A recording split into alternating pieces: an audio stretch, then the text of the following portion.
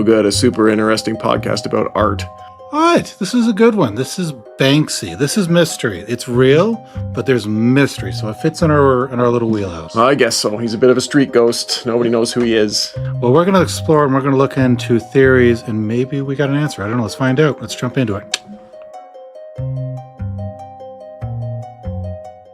So Banksy emerged in the early 1990s, so not that long ago, tagging walls in Bristol, England, a city known for its underground art and its wonderful music scene. A wonderful music scene. What? It's such a weird thing to say. It is. Yeah. Okay, ready? Yes. You're the one talking. Why are you asking me if I'm ready? At first, his work was simple graffiti, but as his style evolved, it became something more. Satirical, political, punchy, and fast. He began using stencils, not to cheat, but to move quickly. Stenciling allowed him to create detailed, layered images in public spaces before anyone could stop him or even see him. His work would critique war, capitalism, surveillance, and consumerism. Rats with signs, policemen kissing, soldiers painting peace signs. And through it all, no name, no interviews, no photos, just a signature. Banksy. So, Dave, Banksy's work lives on walls. Not gallery walls, but literal walls. Side streets, alleys, even war zones. His canvases are the world itself. Yeah, and despite being anonymous and honestly illegal half the time, his pieces began selling for millions. Nothing says anti-capitalism irony like billionaires building for a rat stenciled on a wall.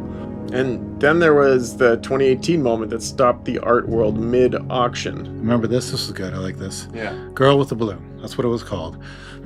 It was sold at Sotheby's for over £1 million. That's like 2 million in North American dollars, right? Something like that. Seconds later, it shredded itself through a hidden mechanism in the frame, live and right in the auction room. He renamed it Love is in the Bin, and it became even more valuable. It was the perfect metaphor. Art that destroys itself in protest and then becomes more collectible. So this is the big question. Who is Banksy? And why is the mystery held for over 30 years? Dozens of theories, Dave, some more plausible than others. The most widely accepted name is Robin Gunningham, a man from Bristol, born in 1973 and linked to Banksy by multiple sources. Yeah, that's right. In 2008, a Daily Mail investigation published photos of Gunningham, claiming they'd cracked the case. He was a former private school student who moved in street art circles and fit the timeline in geography perfectly. But then, in 2016, researchers from Queen Mary University of London used geographic profiling, a technique normally used to track serial killers, and mapped the locations of 140 Banksy artworks. The data clustered around Gunningham's known addresses in Bristol and in London. Statistically, he was the most likely match. But he never confirmed it, and neither did Banksy's PR team. They let the speculation swirl. And then there's Robert Del Naja, aka 3D, founding member of the band Massive Attack. He was also a Bristol graffiti artist before he was a musician, and is known to have stenciled political images long before the Banksy's rise. Some fans noticed a pattern. Banksy's pieces would appear in cities right after Massive Attack played shows there. Coincidence or tour-based graffiti spree?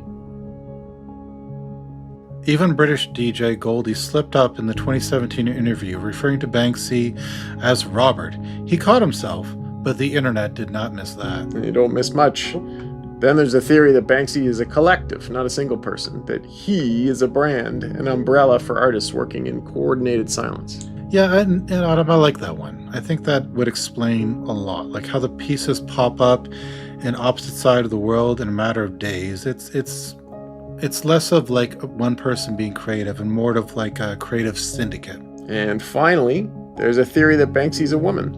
A few anonymous sources from Bristol have suggested the anonymity is maintained so effectively because the art world is expecting a man. No solid evidence for that one, but it's an intriguing idea. After all, what better disguise than the public expectation?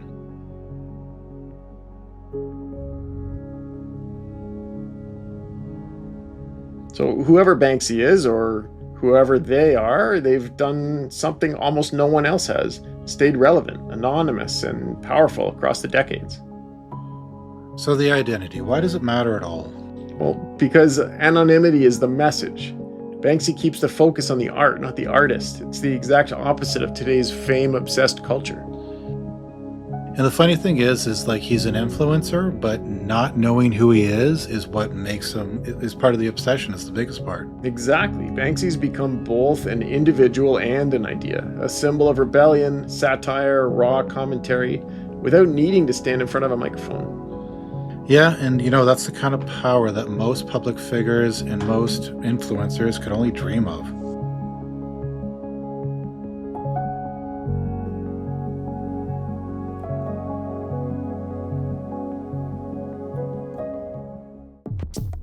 So who is Banksy? Who is this person? Street rebel? Just awesome artist? Well, I would say it's, in a weird way, the art is not knowing. I think that's a big part of it because, it helps his influence or her influence. It helps it get out there. It adds to the mystery, and it just makes it all that more impactful.